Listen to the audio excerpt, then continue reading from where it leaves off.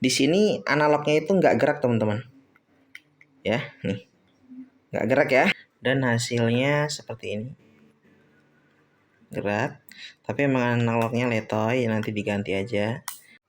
Oke teman-teman, kali ini videonya adalah tentang stick ya, kerusakan dari stick.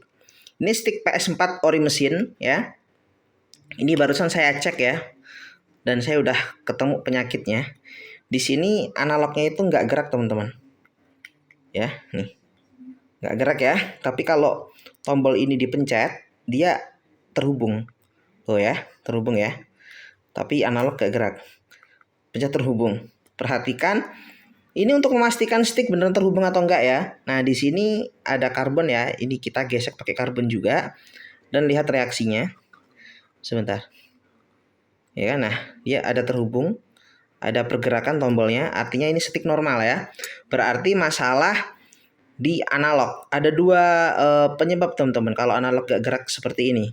Ya bahkan dipencet tombol tengahnya pun juga dia nggak ada gerak. Pertama, itu adalah putus jalur. Ini yang paling sering terjadi. Kedua, masalahnya ada di IC. Tapi kalau di IC itu cukup jarang, kecuali IC-nya itu terjadi korosif teman-teman.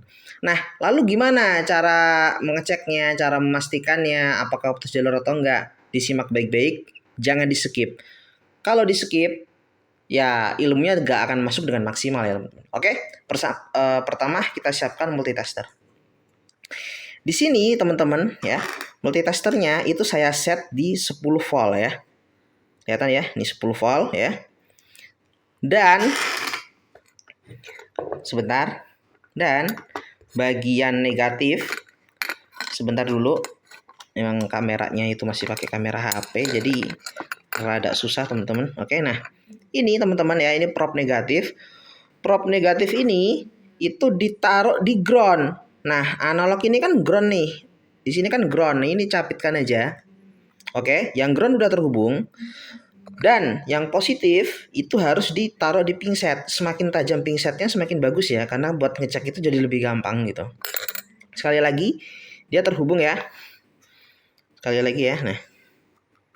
Oke. Nah, lalu teman-teman di bagian jalur analog ini perhatikan. Nih, perhatikan ya. Ini kan ada jalur yang besar nih. Yang paling tebal sendiri. Ini adalah jalur VCC, teman-teman. Atau jalur supply.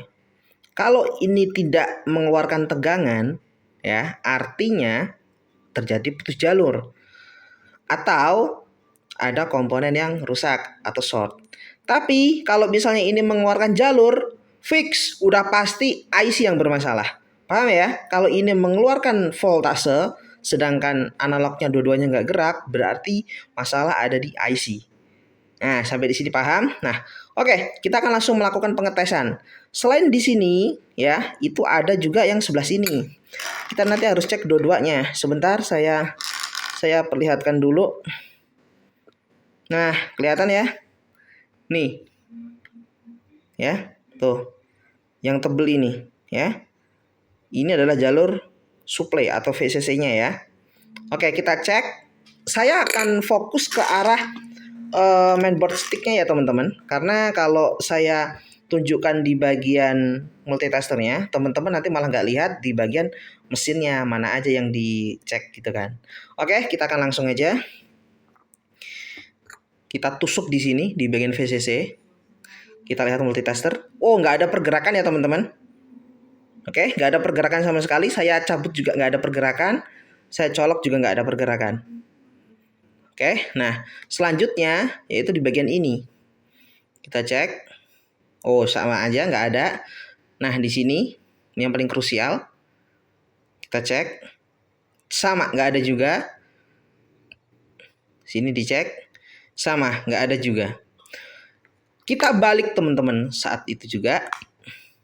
Kita lihat di bagian sini. Ini tidak ada korosif, tidak ada apapun. Di sini ada sedikit kotoran.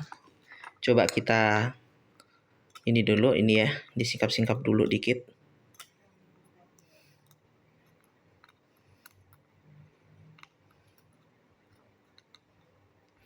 harus teliti karena penyakit yang kayak gini itu butuh penglihatan yang tajam ya teman-teman, yang teliti ya.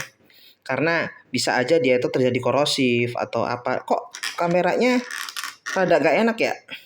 Oke. Nah, di sini aman ya, bersih. Oke. Bersih ya jalurnya, nggak ada masalah. Lalu teman-teman, jalur VCC itu tembus sampai ke atas. Nih ya, jalur VCC itu yang ini. Yang sendirian ini di paling pojok. Ya, nah kita colok lagi yang ground karena nanti kita akan cek jalur dari atas. Oke. Jalur yang paling sebelah ini itu mentoknya di sini teman-teman. Ya, di jalur yang ini. Ini kita cek kalau misalnya multitester di sini dia bergerak, berarti intinya dari sini ke analog itu terjadi putus jalur. Kemungkinan di bagian kaki analognya yang putus jalur ya. Kita akan cek. Oke, ketemu ya teman-teman. Ini dia bergerak voltasenya, berarti bener. Ini nanti tinggal di jumper ya. Di sini di solder, di jumper, kasih kawat jumper. Lalu kita langsung jumper ke analog bagian sini. Ke kaki bagian sini, teman-teman. Ya, yang paling pojok ini. Nanti akan bergerak semua ya, analognya insya Allah. Kita akan langsung, ini saya skip dulu karena saya harus solder menyolder, jadi nggak bisa pakai kamera. Oke, ini udah selesai saya jumper ya teman-teman. Dan hasilnya seperti ini. Gerak, tapi emang analognya letoy, nanti diganti aja. Ya udah gerak. Nah, yang di jumper yang mana? Yang di jumper yang ini teman-teman, perhatikan ya. Di sini, ya kan? Di jumper masuk ke sini, ya kan? Terus tembus dan ke sini. Nggak kelihatan ya? Coba saya zoom ya. Fokus, terus saya zoom. Nah, tuh.